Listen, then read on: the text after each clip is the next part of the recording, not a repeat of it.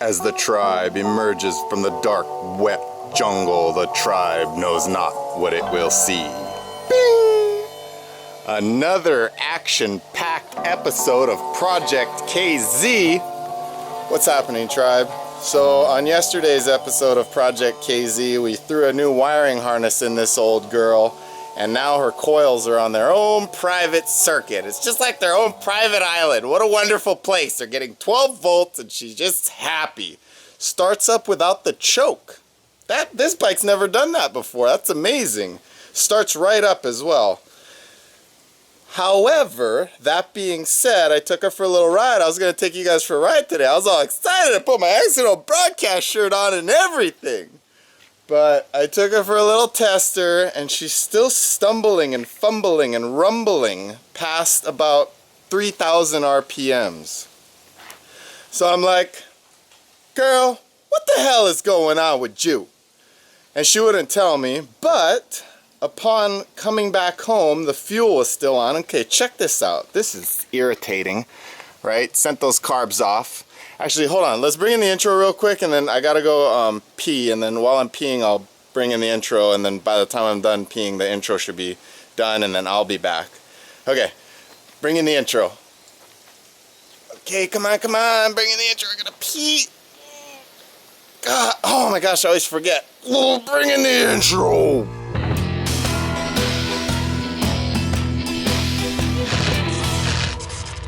Ah, that's better.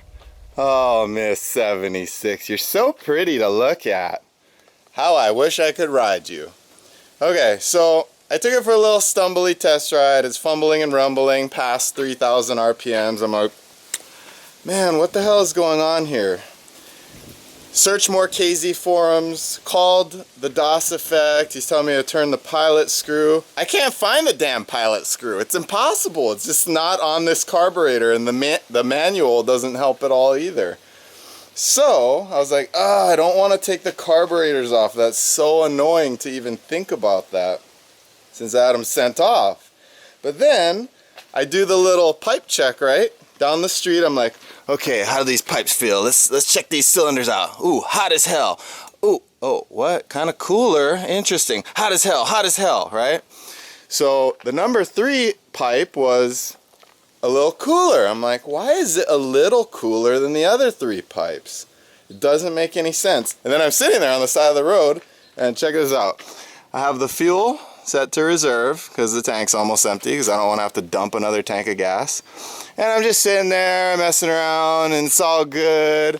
And then I'm sitting there, and then that right there, that starts happening. And I follow the little yellow drain tubes, and it looks like cylinder number 3. Watch that little bastard right there. Look at that, flowing. Float bowls are stuck or something is up with that thing. So we diagnosed the electrical problem. Electric's all good. Now we're on to bigger and better problems with Miss 76.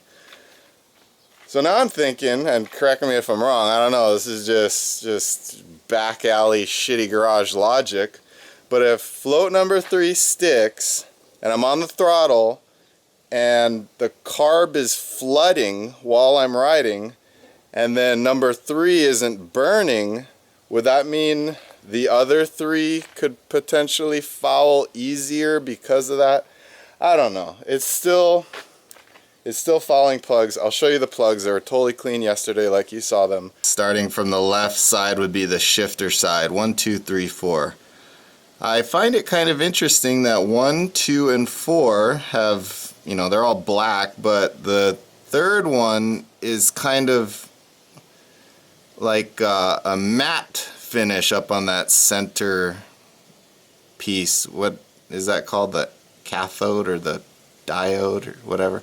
Anyways, 1, 2, and 4 shiny. Number 3 all matted out. So that tells me that there's something different about that plug and why that. And that's the carb was over. I don't know. Okay, so the carbs are coming off right now. They just have to. So let's pull those carbs off and I'll see you in a second. Ah, gross. I've taken these fuel lines off so many times. It's just boring at this point. And back those puppies off. I did discover something new last night. Okay, a little bit of leakage, that's normal, right? Yeah, petcock is off. I discovered something interesting last night. I actually don't have to take my gas tank all the way off to get to the to access this area right here. I can pull it back just enough the petcock almost hits the frame, and then it lifts it up off the little tank grommet hook thing. Gosh, why is my brain not capable of processing simple thoughts? Oh man, if there's one thing that just drives me absolutely batshite crazy about working on motorcycles, it's when I get all sweaty and my glasses slide down the bridge of my nose and I have to keep doing this and this and this. Contacts mode activated. Let's see if we can get these carbs off with one hand while filming the show. Flex them forward a little. Oh yeah. Oh God. Yeah. Ha ha ha ha ha ha ha ha ha. Of course, Miss 76 has two of these fackin' bastards. A little push-pull mechanism. Not fun to remove. Okay, let's take a look at these carburetors, my friends. The culprit was number 3, so let's get in. Let's open her up and see what's going on with them float bowls. Where the hell is the pilot?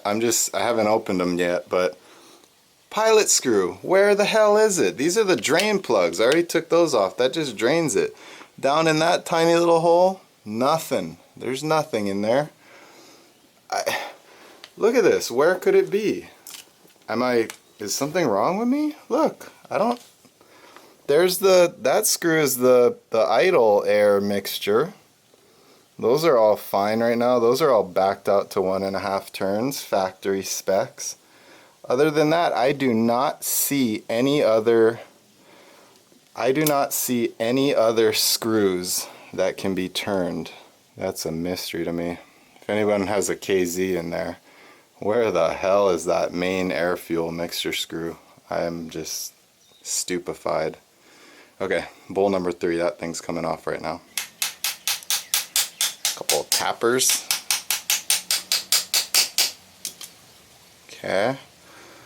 And what we reveal is, that looks like a pretty clean interior though, huh? Tell me if this looks normal. Does that look normal? I don't know. I'm going to pull another bowl off and see what's going on in there. Other than that, this looks pretty clean in here. Yeah? Maybe? No? I don't know. Okay, let's pull another bowl off. Let's pull them all off and then just never put the bike back together and leave it in the garage for another 4 years. Wonderful. How naked she looks without her carburetors in. She almost looks like a KTM free ride. I don't know. I pulled the 4th one off as well, and I mean, they both have a really positive feedback on them, and that's it. It's just that little guy. Hold on, focus. It's just that little brass fitting that slides in there. I'm guessing this is a gravity thing, so when the bike's right side up, it's just sitting down, and then the float fills, closes it, which makes sense. Let's take this pin out right here. Bing. Okay. Ooh, what's that? Ooh, there's a little piece of vermin in there. Okay, and that looks fine. That looks clean. Everything looks pretty clean. I'm guessing this is the pilot jet. That's probably the main jet. And then what are these? Wow, these are tiny. That looks like those could clog up really easily. Yeah, I'm starting to get into it a little further than my comfort zone. Like, I want to take one of these off, but I don't know if they're twisted to a certain point that's like specific. Ah, fuck it. I'll count them and just pull one off. I'm gonna pull this pilot jet, this main jet off.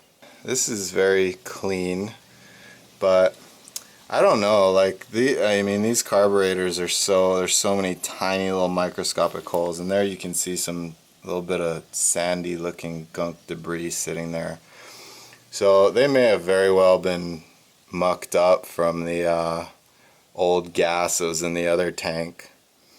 I don't really know how to clean these. I'm going to pull all the bowls off and just give them like a little spritz down just to kind of get as much of the loose stuff as possible.